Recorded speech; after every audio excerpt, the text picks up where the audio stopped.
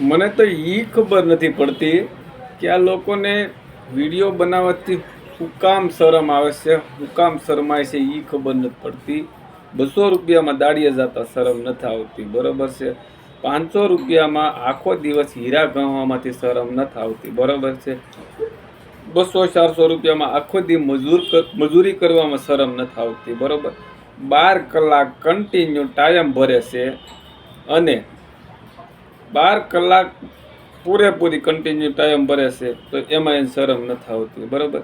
અને 5 મિનિટ કે 15 મિનિટ એને જે વિડીયો બનાવવો છે કે જે કેમેરાની સામે બોલવું છે, તો એમાં શરમ છે નહીં ભાઈ.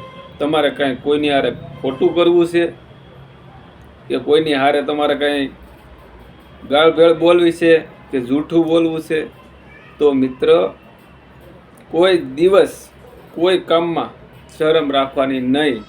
તો મારું એવું કહેવાનું છે મિત્ર કે તમે કોઈ બી કામ કરો તો એ તો પહેલાં ખુદ ઉપર વિશ્વાસ રાખો, અને બીજો કે અંદરનો જે બીજો ડર છે એ ડર તમે નહીં રાખો.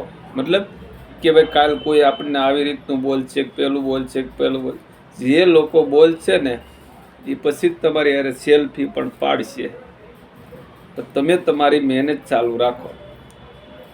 100%ની વાત છે મિત્ર, જો તમને સમજાય તો. બાકી જો જે કાંઈ લોકો શરમ કરશે કે કાંઈ પણ વસ્તુ કરશે કે ભાઈ કોઈ વસ્તુ આગળ કરવા માટે કાંઈ વસ્તુ નહીં બોલે, તો એ આજીવન, મારા શબ્દ યાદ રાખજો, આજીવન એ જગ્યા ઉપર એ રહેશે. એટલે ટૂંકમાં કોઈ વસ્તુમાં તે પ્રગતિ બિલકુલ નહીં કરીએ કે. તો મિત્ર મારું એવું કહેવાનું છે કે કોઈ બી ધંધો કરો એમાં શરમ નહીં રાખો, નફા નુકસાની નહીં જવો, અને ધંધો આપણને ગમે એટલે કરવાનો. શું કામ શરમાવશો, શું કામ નથી કરતા, શું કામ તમે ડર રાખો છો? કોઈ મતલબ ખરો? કોઈ તમારી ઘરે કાંઈ નાખી જાહે તો હું કામ? જે લોકો વિરોધ કરે એ તમારા માટે ફાયદો જ છે. વિરોધ કરે છે એને કરવા જ જો. તમારી સ્કિલ છે ને, સ્કિલ તમે બારી લાવો. તમારી કારીગરી છે એ બારી લાવો. તમારી આવડત છે એ બારી લાવો. બિલકુલ કોઈ વસ્તુમાં ગભરાવાની જરૂર છે જ નહીં.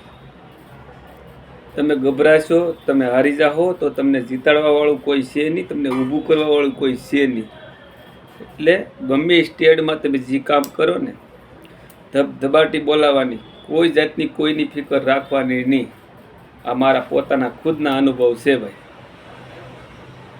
કોઈ એવું વિચારે કે ભાઈ મને ખરાબ કોઈ કોમેન્ટ કરે, કોઈ કરે નહીં ભાઈ. હું કામ ખરાબ કોમેન્ટ હું કામ કરે તમને ભાઈ? કોઈને કોઈનું ખરાબ કોમેન્ટ કરવાનો અધિકાર છે નહીં. બસ તમે ખુદ પોતાના ઉપર વિશ્વાસ રાખીને જે કામ કરો છો ને, કરતા રહ્યો. 110% તમારું કામ સફળ થાય ને થાય.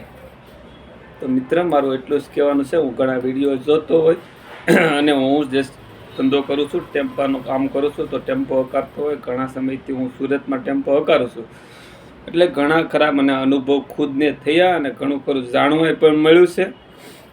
એટલે કોઈ વસ્તુમાં કાંઈ પણ ટેન્શન લીધા વગરનું તમે કોઈ બી કામ કરો ને, 110% એમાં સફળતા મળે એવું મારું માનવું છે. તો જય માતાજી, અને મળીએ પછી બીજા વ્લોગમાં, બીજા વિડીયોમાં. તો